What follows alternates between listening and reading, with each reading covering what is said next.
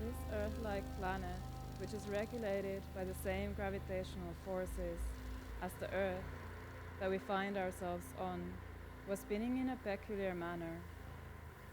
The direction of rotation kept changing spontaneously, and the clouds rotated to a different direction than the planetary body itself. First, it only seemed that the summers had been gotten swapped with winters, but then the daytime got exchanged with night.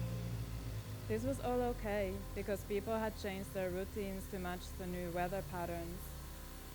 But gradually, there were more nasty side effects that made it harder for people, animals, and plants to cope. It was hard to keep denying that something was awfully wrong. The climate had gotten disoriented with irregular gestures and unusual effects, affecting the core of the Earth. The guts of the planet were twisted around themselves and signaled an imbalance in the system. A cell having its origin in digital code in the computer. We built a chromosome out of 4 bottles of chemicals, assembled the chromosome in yeast, transplanted it into a recipient bacterial cell, and transformed that cell into a new bacterial species. This is the first self-replicating species that we have had on the planet whose parent is a computer. It is also the first species to have its own website encoded in its genetic code. We built in a website address so that if somebody decodes the code within the code within the code, they can send an email to that address. It is clearly distinguishable from any other species, having 46 names in it and its own web address. We decided early on that we had to take a synthetic route, even though nobody had been there before. to see if we could synthesize the bacterial chromosome so we could vary the gene content to understand the essential genes for life.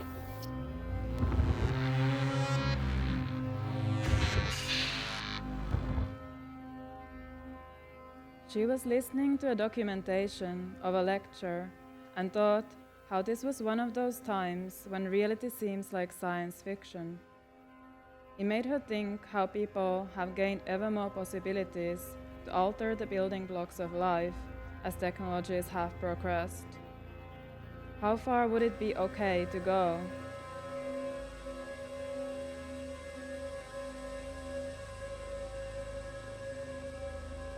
Her dream had been to work as a scientist, but she had dropped it for journalism. She felt more comfortable with reflecting on urgent questions through writing than participating in projects with actual outcomes that might get into wrong hands and be irreversible.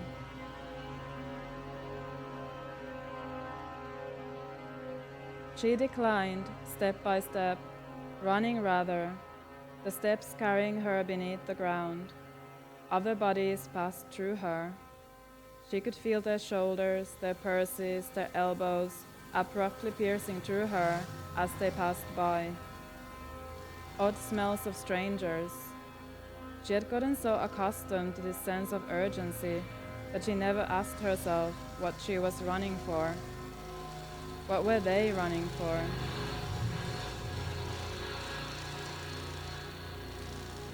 Her heart was beating faster. It felt like her guts were twisting around themselves. She counted whether the number of steps that she had taken the past week was well balanced with the numbers on her bank account.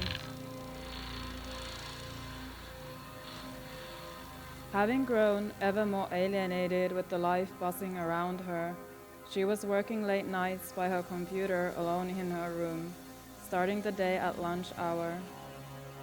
The daytime was gradually taking over the night, and the nights were taking over the daytime. This was all okay, because this is what she was comfortable with. But there were isolating effects that made it harder for her to cope. Feeling peaceful by having carved out a rhythm for herself that allowed her to be on her own in this busy city. She had built strict boundaries around herself that defined her personality and kept it intact. She had never really understood the social interests that most people seem to hold on to and wasn't that bothered about connecting with others. She was both concerned and intrigued that people were working on creating artificial life. Where does the human desire to be like a god come from? She thought to herself.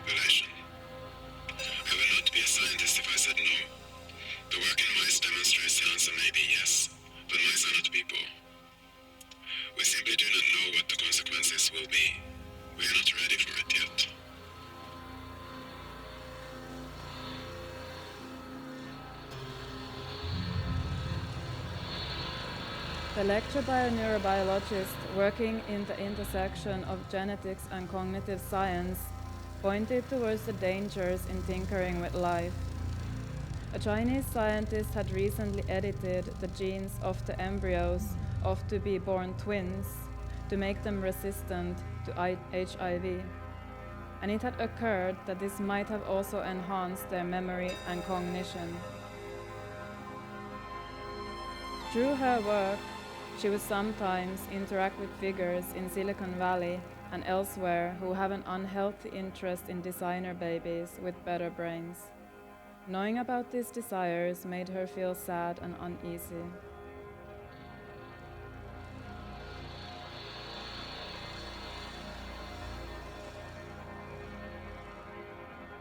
She spent more time on various dusty websites, being lured by the information she encountered. Most research was boosted with statistics and data, but often she ended up missing insights that would go beyond mere surface information.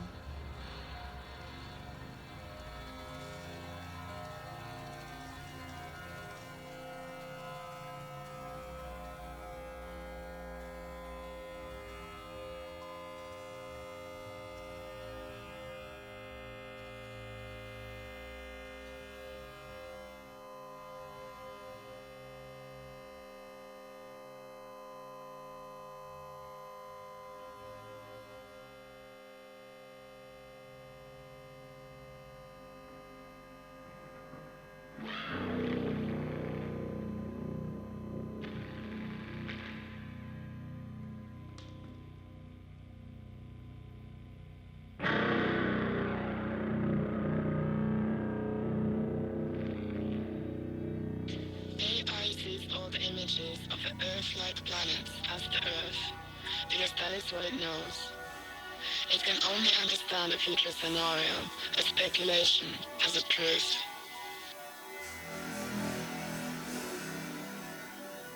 Time is collapsed into now.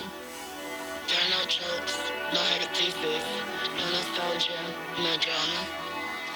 This is all okay because AI does not exist.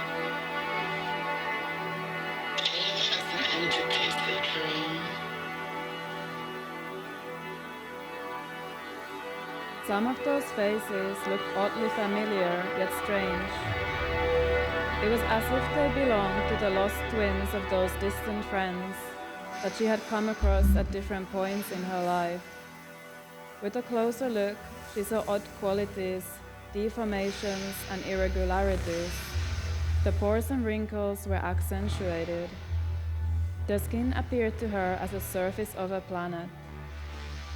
She was searching for mountains, rivers, and valleys, drawing a route to an unknown territory with her finger sliding on the surface of the skin. The pixels were visibly morphing into each other. She felt a disorienting pull the more immersed she got with the images. The surface of the image was slightly pulsating. Her eyes were searching for a cue, a signal of a life form.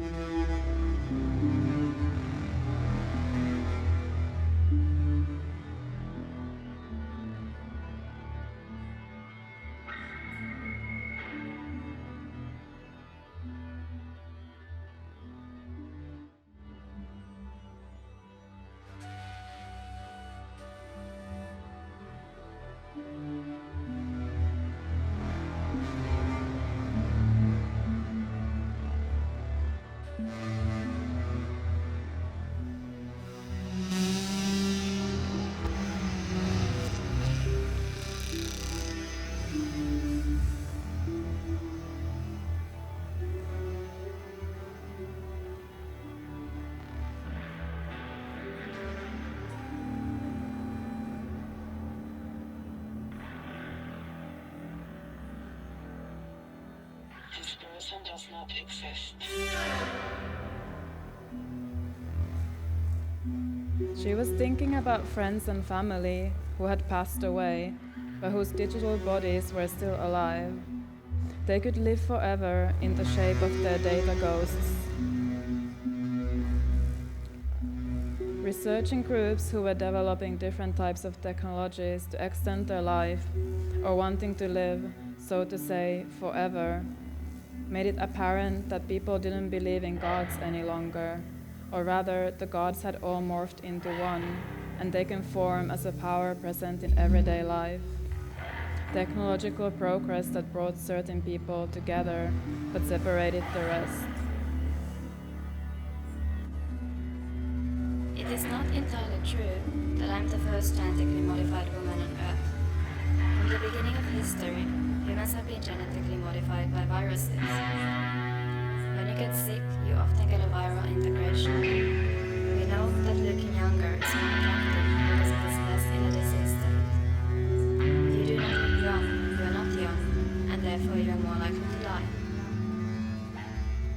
The biggest risk factor for mortality is your age. We cannot continue to live in the delusion that we are going to live forever just because we are not dead today. So we have to pioneer new technologies.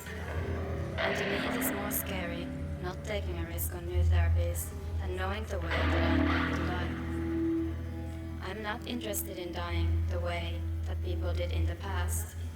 I'm not afraid of dying, and that is one of the reasons I make a good pioneer. For me, it is either all or nothing.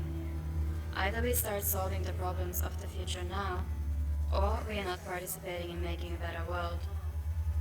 I would rather be dead than die of the diseases of aging. It puzzled her that some people believed that immortality would make the world a better place, while many people, most life forms, and the earth as a whole are struggling to live at all. She was thinking about the difference between enhancing life and healing, how the one is a race for the fittest and the other caring for the body. In the minds of some, death had become a design problem to be solved, but previously, that was the fate of people. Most religions considered death central to the meaning of life up until the 18th century. This view changed following modernism and with the rise of health technologies and medical progress. She thought to herself that she would choose death before immortality at any time. She was growing different kinds of plants in her room. The plants were gradually taking over her entire living space. She would spend decreasing amounts of time with the plants, talking to them. The plants started to develop characters, and she learned to communicate with them. The gestures became more meaningful to her over time. The twisting of the stems and the dance of the leaves were articulations of past knowledge.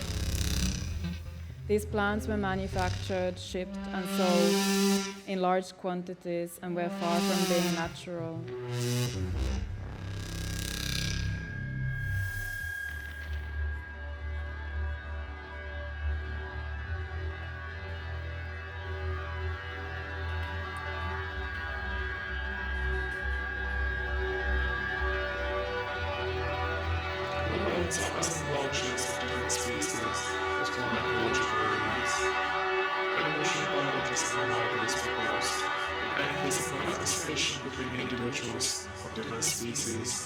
For significant portions of their life history is a symbiosis.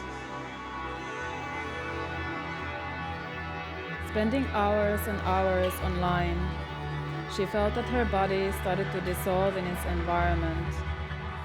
Her bodily boundaries were less certain. She sensed ever more clearly that her thinking and the way of engaging with the world had developed in communication with the technological tools she was using. She grew ever more aware that the information flows had been traversing through her body for long, shaping her into a person that she now was.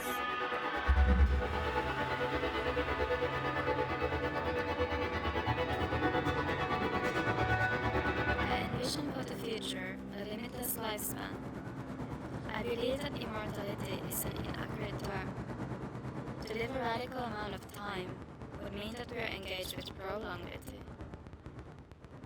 We need to think about the continuity of identity over substrates, over platforms, and over time. What is the continuity of identity? How can we preserve it? How can we sustain it?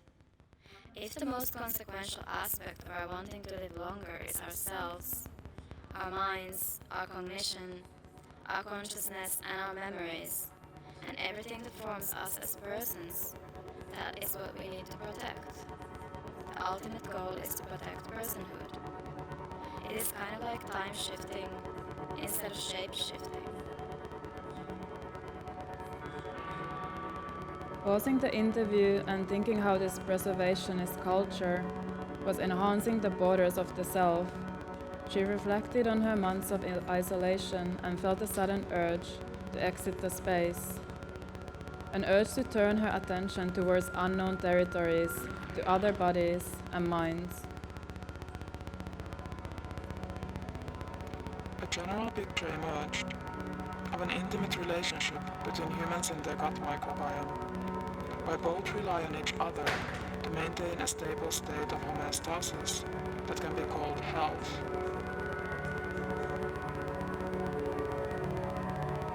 Health had become something external in mainstream discussion, more about the surface and appearance than actual well-being. It was often more about fixing issues superficially than working with the causes or the connection between the body and the mind. Bodies as parts, going through streamlined routes of the institutional healthcare system, uncertain cases labeled with already known markers, percentages and probabilities before individual concerns.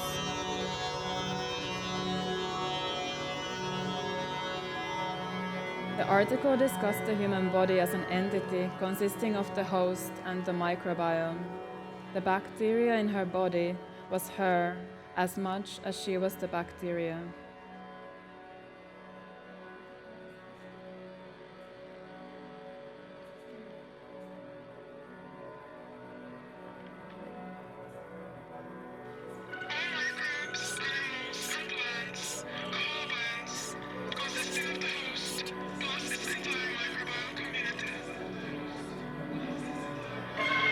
The question of identity was haunting her. If her boundaries were that blurry, how could she define herself? Eventually, she felt liberated. This opened a possibility to be outside of herself. She was multiple at once.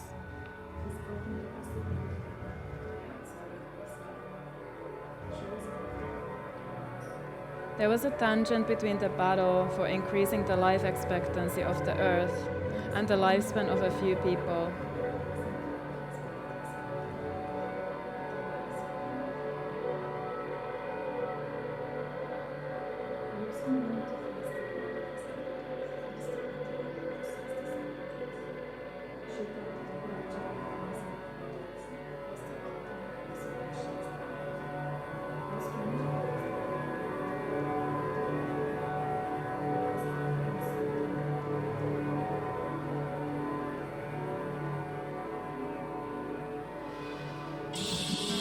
Seeds have been preserved at the Sarra Wild global seed vault on the Norwegian island in the remote Arctic archipelago to ensure against the loss of seeds in gene banks during large-scale regional or global crises.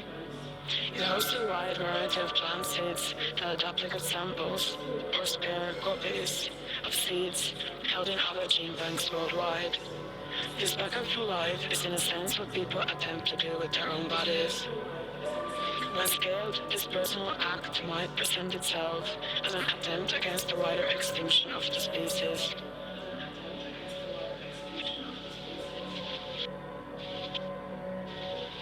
Fear of death means that we do not give our full attention to information that reminds us of that. A fear of death lies at the center of all human belief. The denial of death is a vital lie that leads us to invest our efforts into our cultures and social groups to obtain a sense of permanence and survival beyond our death.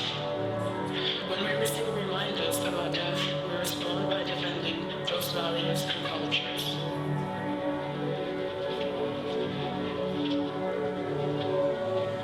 The planet kept spinning in a disorienting manner, and the nights got longer than the days. People were trying to find ways to cultivate life in this imbalanced scenario. The dreams were less about the longevity of individuals and more about the longevity of the many.